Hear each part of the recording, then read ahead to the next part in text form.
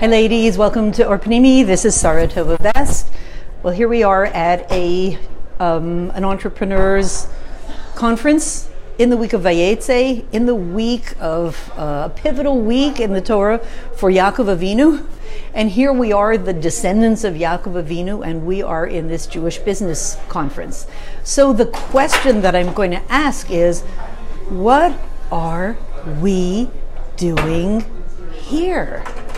Because isn't it true classically that Yakov Avinu sits in the tents of Torah? Jacob sits in the tents of Torah and he studies and he learns and he delves the truths of Torah. And Esau goes out to business. Esau goes out to the field, goes out to the street. He's the man of the field. So what are we doing here? Is it that just, you have to make a living, so we're here?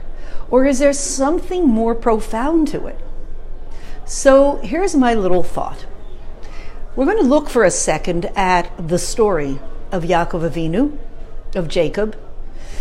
He's in this parsha. He's on his way down from Beersheba down to Haran. Beersheba is his home, a pure, holy place, a place that is conducive to studying Torah, to the study of truth. And he's going on his journey down to Haran Afshal Makam, a place that even angers God. It's such a depraved place. It's not only it's a place of swindlers. It's not just a business place. It's not just a street place. It's a place of the worst that business has to offer. The pitfall that occurs that you find in business, that a person can become a swindler and dishonest and really hurt people and create a lot of destruction. That's the possibility from business. That's where he's going. He's leaving the tents of Torah and he's going all the way down to Haran. And what does he do there? When he gets into that business world full of swindlers, Besuel and Lavan, his future father-in-law and brother-in-law, what does he do? He actually builds his family there. He actually builds his lineage and eternity in that place, that horrible, awful, depraved place. He doesn't build it in the pure place. He builds it in the very, very dark, depraved place, in the business world, in the swindler's world. So, and then again, we come back to the question, what are we, a whole bunch of Jewish people, doing here at a business conference? And a business conference for Jewish people to learn how to build their brand and build their business. Why are we in Esau's territory? What are we doing?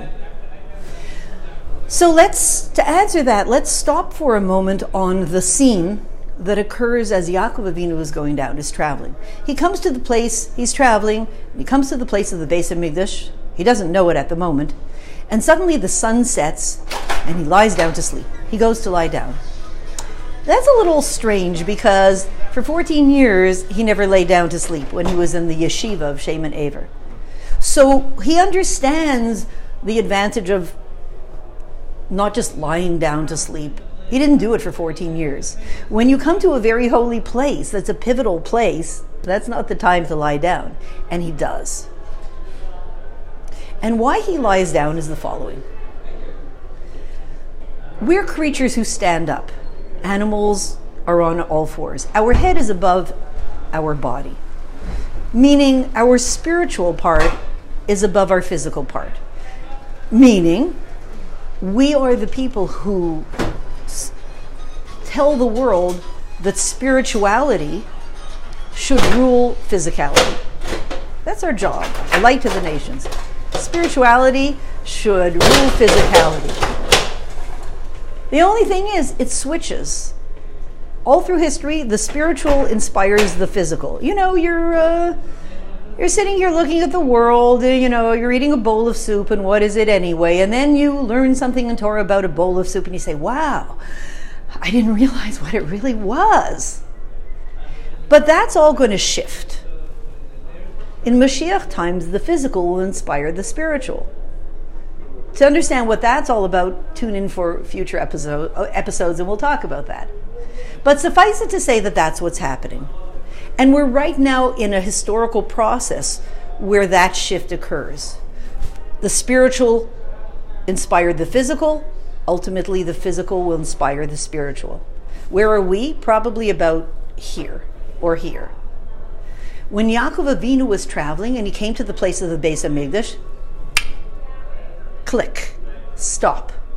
There's a scene that is a major piece of the shift that we're talking about, which ultimately enables us to be here in this business conference and not feel that it's going to drag us down, but that we're going to elevate it. So what happens? Why is he lying down? Back to Yaakov Avinu. Why is he lying down in the place of the Beis HaMikdash? And why does he put rocks around him?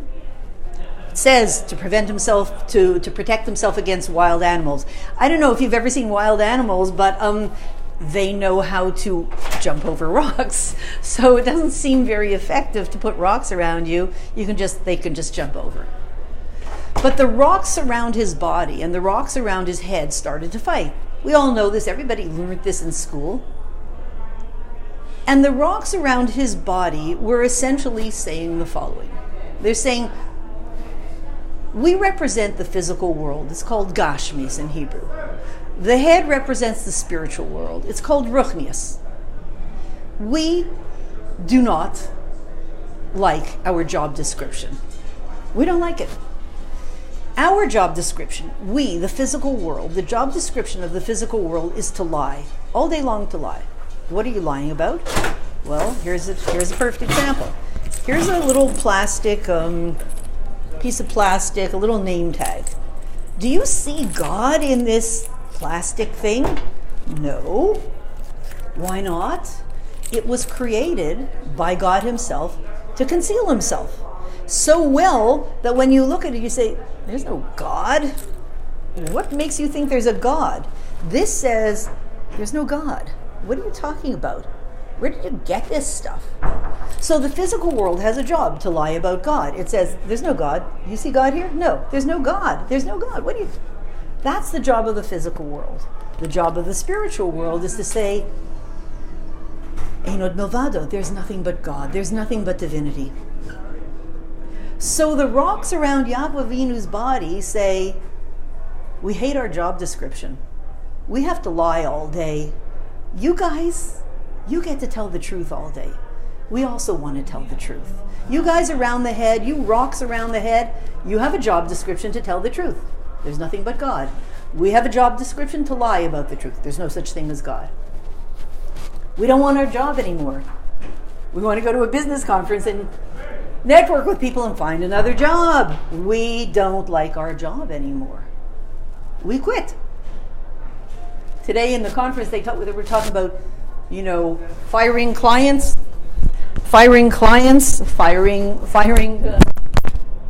oops.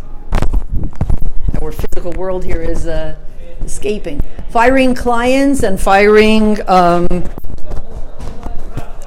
workers, firing your job. I don't want my job anymore. I don't like it. So what happened? The rocks all, we know this story, the rocks all came together and they all ended up under Yaakov's head. They all ended up as one rock under his head. Do you know what that means? That means that they all got the same job. God said, good argument, guys. Good point. Touché. You have a point that you want to tell the truth about me. Good one. You got it.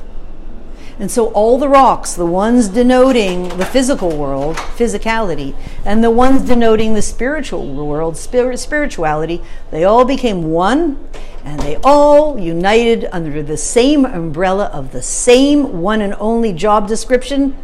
We get to tell the truth about God, that there's nothing but him. Everything that we see here is shining. He's shining right through it. Everything here is meant to be transparently shining God. That was the event. That was the purpose of him being in that place, lying down, equalizing his head and his foot. Giving his head the advantage of his foot the advantage of his head, giving the physical world the advantage of the spiritual the advantage of the physical world, etc. A long discussion. Tune in for other episodes and we'll talk about it more. And it worked. It worked so well that here we are. Now, today, at a business conference, not because we don't have to hang our heads in shame and say, this is really Esau's territory. What are we doing here? I hope nobody sees me. I certainly wouldn't want to make a video here. I'll go home first. I certainly don't want anybody to see me at this video. But on the contrary, we're proudly here. Why? Because it all shifted. Because Yakov Avinu equalized it all. Was it the final step? Of course not. But a major chunk in the transformation of the job description of the physical world. And that's why we're here. To take the physical world and enable the truth about God to shine right through, transparently, right through our businesses, our endeavors, our brand, our marketing, the street, to shine right through us. And when we stand at the forefront of the business world, this is not a plug for everybody going into business, but when we stand at the forefront of the business world, I wish I could have done this video inside the room where everybody's networking. There are a lot of interesting faces there. It's just noisy. But when we stand there, if we do it with the Gain Yaakov, with the pride of Yaakov Avinu, we enable God to shine right through the physical world, right through the street, right through the field, right through Esau's territory, so that it becomes a place that no longer belongs to them or to Esau, but belongs to us, and in truth belongs to God himself. And that's his ultimate intent. So again, this is not a plug for everybody to go into business, but just an understanding that everything and every place we find ourselves in any given parsha is always going to be connected to the parsha, which is the whole purpose of our little video series. What is this in relation to the parsha? The parsha is about you here, now, in the street, lahavdil, in the tents of Torah, or lahavdil, in the street. You're here to shine the light of God, the light of Mashiach, everywhere, a light to the nations. Have a wonderful week. Thanks so much. May we find ourselves in the Beis HaMikdash, where the light will shine openly, and this place will be a place of pure holiness. Thanks so much.